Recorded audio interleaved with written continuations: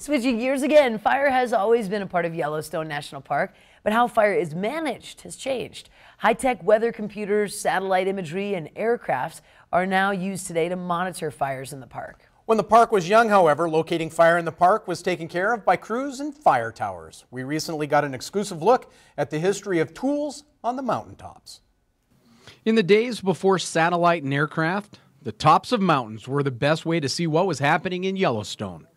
With the park covering 2 million acres, that requires the tops of a few mountains. But they had proposed 16 lookouts throughout the park to be able to really have a good understanding of the entire landscape. They wanted to have 12 what they called like significant or major lookouts, and then 4 secondary lookouts. Now, not all the towers were the same. We're actually probably 5 manned lookouts.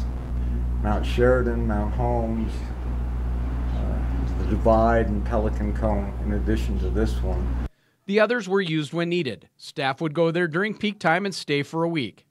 While much of the park's administrative buildings were built by the Army, civilians took care of the lookout towers. They used the CCC crews that were stationed in the park, which is really a neat tie-in, I think.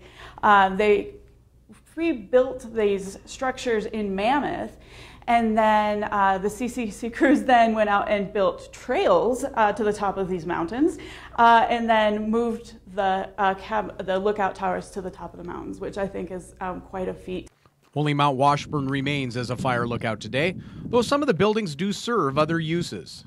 There are still lookout towers on some of these peaks, but they're more used as patrol cabins or or as kind of historic structures. One lookout tower remains a bit of Yellowstone lore. There's still some question as to whether one was ever built on promontory or not.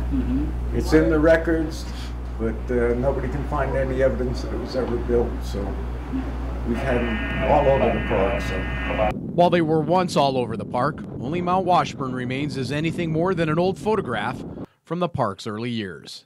In Yellowstone National Park, Chet Lehman, MTN News. Also, Mount Washburn, the only fire lookout in the park accessible to the public. It does require a 3-mile hike to get there. Trail only accessible in the summer as well. Trailheads found in the Dunraven Pass area.